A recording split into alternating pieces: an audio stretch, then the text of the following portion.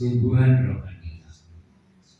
Ya Bapa, jauhlah dari segala kuasa dan Roh Kudus akan menerangi hati kami dan menyertai kami sehingga firman betul-betul menjadi berkat bagi kehidupan rohani kami. Ya Bapa, biarlah kami juga berdoa bagi teman-teman kami yang tidak bisa hadir pada saat ini, juga sertai. Terima kasih Bapa, dalam nama Tuhan Yesus Kristus kami berdoa. Amin. Shalom. Shalom. Merdeka. Merdeka. Merdeka. Merdeka.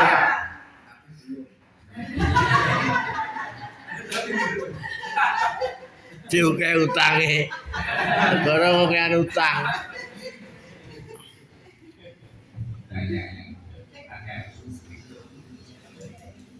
enak isi dijajah londo kan.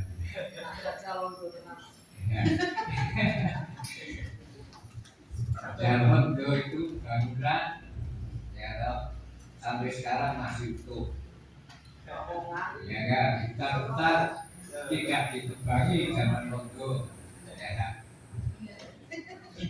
Tapi sekarang zaman merdeka ya toh, kebalikannya bangunan ambrol kabeh. Zaman londo situ, zaman sekarang bangunan dewi ambrol karena semakin korupsi. Hutan-hutan berondol semua jebol. Ini kenyataan. Makanya kita bicara merdeka tapi kemarin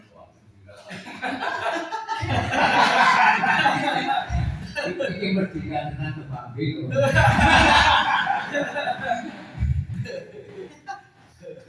Ya nggak apa-apa. Tapi kita hargai. Ketika hargai, ketika berjuang saat itu ingin merdeka, kita mereka betul-betul tulus. Tidak ada pabrik ketika mereka bapak bangun ini dia mau perjuangkan kemerdekaan. Tidak ada yang berpikir bisa menjadi pejabat. Tidak ada yang berpikir aku bisa akan merampok negara ini setelah merdeka. Enggak. Dia tulus. Dia betul-betul ingin merdeka. Bahkan dia rela mengorbankan nyawanya saat itu tanpa kondisi apapun, tanpa syarat apapun. Sayangnya setelah merdeka dinodai oleh pengisi kemerdekaan penerus itu juga terjadi pada manusia. Allah yang Maha Kasih mengisi manusia, tapi kasih Allah yang diberikan justru dinodai oleh kita semua. Tidak taat oleh firman-Nya, tidak taat oleh perintah-Nya. Itulah kondisi saat ini.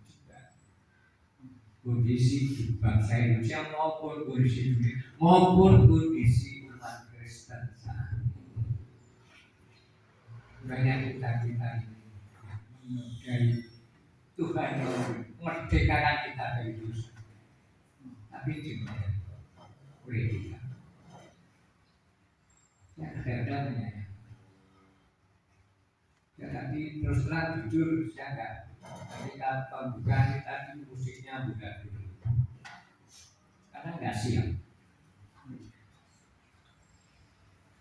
Gereja apapun, sekitar apapun, kalau enggak siap, ya ini tadi suasana sakralnya, suasana rohaninya menjadi berantakan.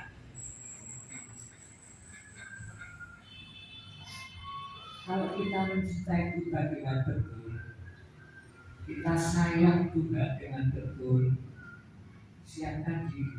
Ini untuk Tuhan, bukan untuk kita. Ini untuk memuliakan siapa? Nama Tuhan. Bukan untuk memuliakan diri kita sendiri, saudara. Mari kita sama-sama baca kita.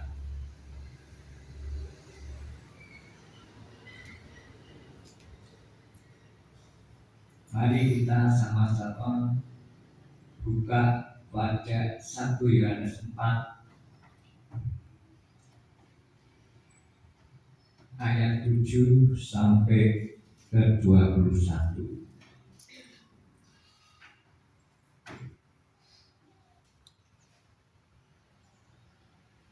1 Yohanes 4 ayat 1 Yohanes 4 ayat 7 sampai yang ke-21. Judulnya adalah Allah adalah kasih. Ya, saya membaca yang ganjil, Bapak Ibu membaca yang genap. Oke, kita mulai ya, ayat 7 saya dahulu. Saudara-saudaraku yang terkasih, marilah kita saling mengasihi sebab kasih itu berasal dari Allah.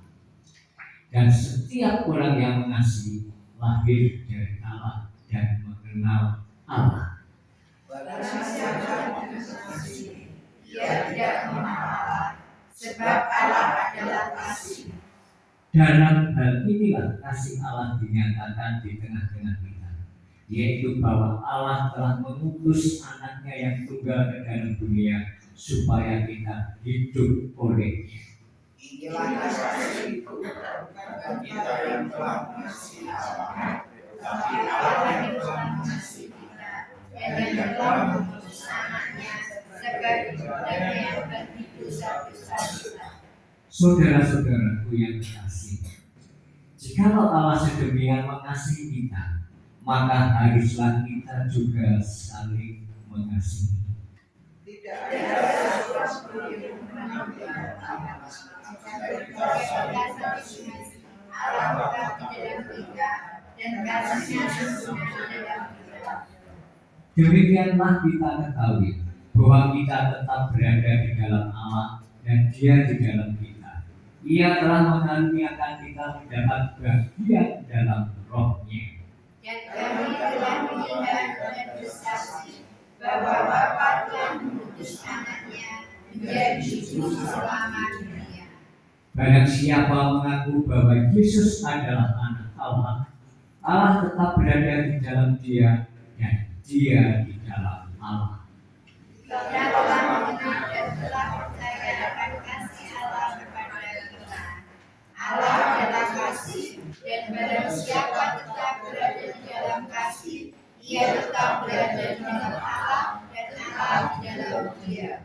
Dalam hal inilah kasih Allah sempurna di dalam kita, yaitu kalau kita mempunyai keberanian percaya pada hari penghakiman, karena sama seperti Dia, kita juga ada di dalam dunia ini. Di dalam kasih tidak ada ketakutan, kasih yang sempurna menyatakan ketakutan, sebab ketakutan mengandung hukuman dan barang siapa takut, dia tidak sempurna dalam kasih. Kita mengasihi karena Allah lebih dahulu mengasihi kita. Jikalau seorang berkata, aku mengasihi Allah dan ia membenci saudaranya, maka ia adalah pendusta. Karena barang siapa tidak mengasihi saudaranya yang dilihatnya, tidak mungkin mengasihi Allah yang tidak dilihatnya. Dan perintah ini kita terima dari Dia. Barang siapa mengasihi Allah, ia harus juga mengasihi saudaranya. Amin. Bapak Ibu yang terkasih dalam Tuhan, ke gereja itu wajib atau enggak?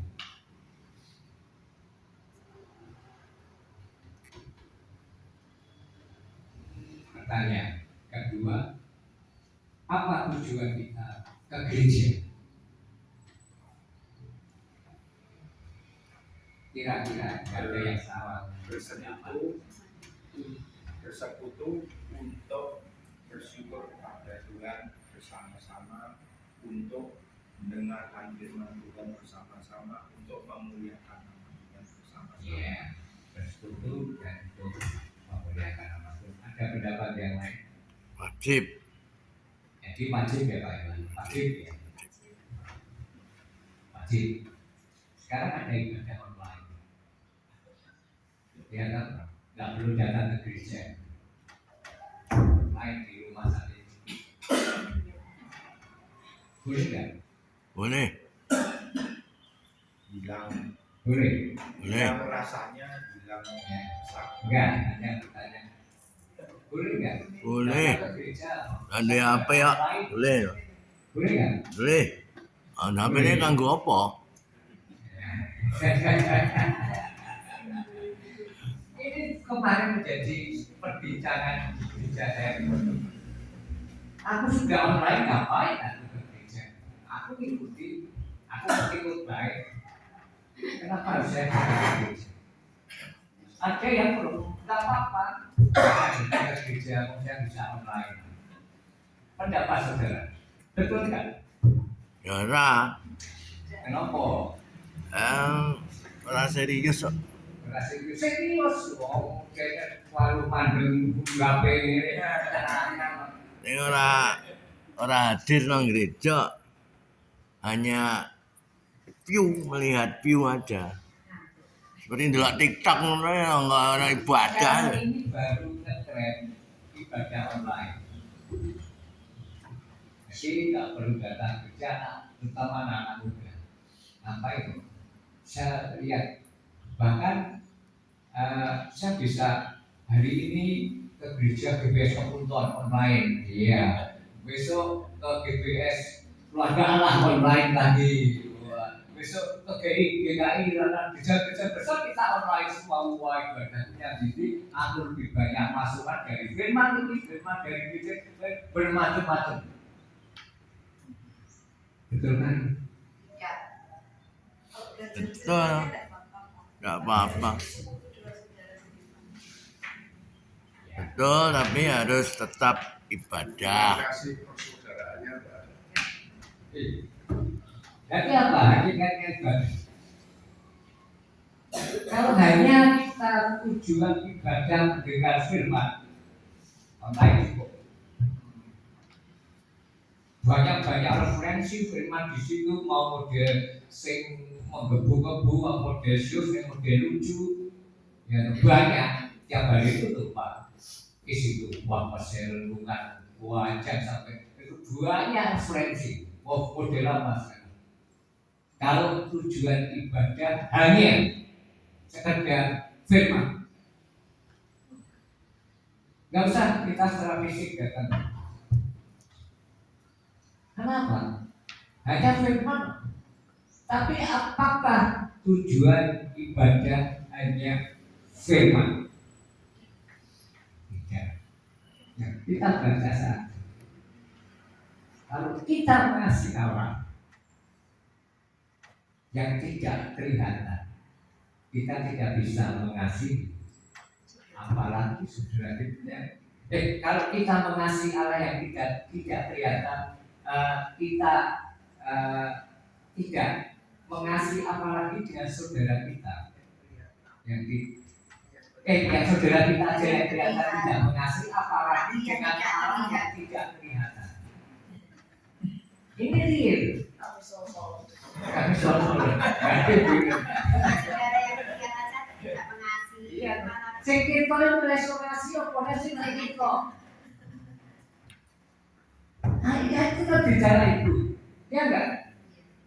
Kita bicara sungguhnya, artinya kalau kamu mengasihi Allah, kamu harus mengasihi saudara. Kalau kita datang hanya mengasihi Allah online, ya cukup, nggak usah mengasihi saudara. Berarti apa? Tidak datang ke gereja. Hakikatnya mengasihi Allah juga mengasihi saudara kita seiman. Itulah ibadah.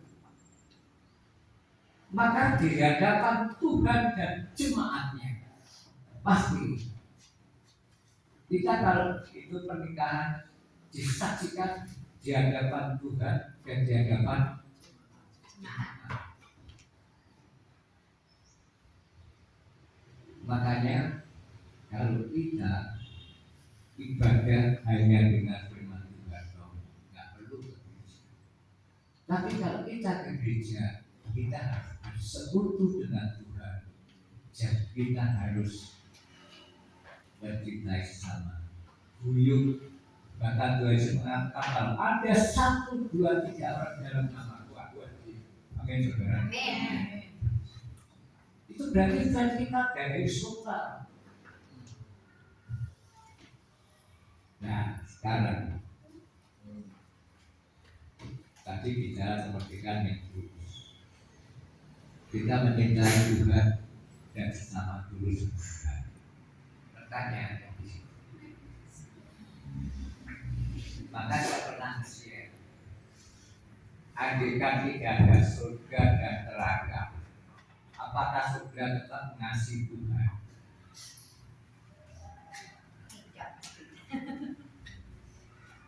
Tetap, Andaikan tidak ada surga dan neraka, apakah surga tetap mengasihi Tuhan? tetap, Eh, tetap. Karena nanti wong ngaruhe teko neraka ngaruhe surga. Yang kalau pertanyaan ya dijawab. Itulah pertanyaan mendasar secara filosofis.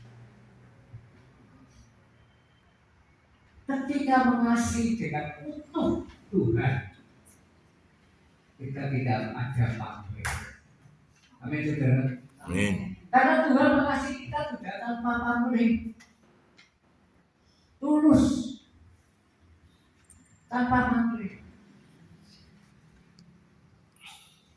Itu yang dilakukan oleh dalam cerita Sadrak, Mesak, dan Abednego.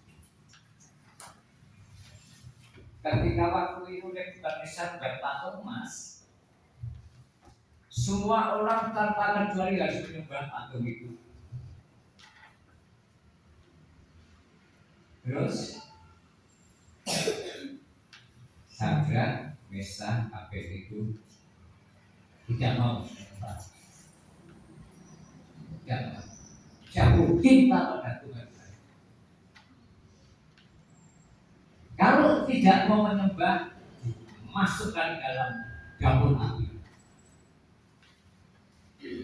Apakah Sadrak, Mesak tetap takut menyembah? Enggak. Bahkan dia bilang, kalau Tuhan saya peduli pada saya, Tuhan saya akan menolong saya. Tetapi, nah ini yang kedua, nanti agaknya. Andaikan Tuhan saya tidak menolong saya tetap tidak akan menyembah patung. Ini tulus tanpa pamrih. Andaikan Tuhan pun tidak menolong saya karena saya mengasihi Dia, aku tetap tidak menyembah patung. Ini kasih kepada Allah yang tulus. Amin, saudara. Dan akhirnya apa? Dimasukkan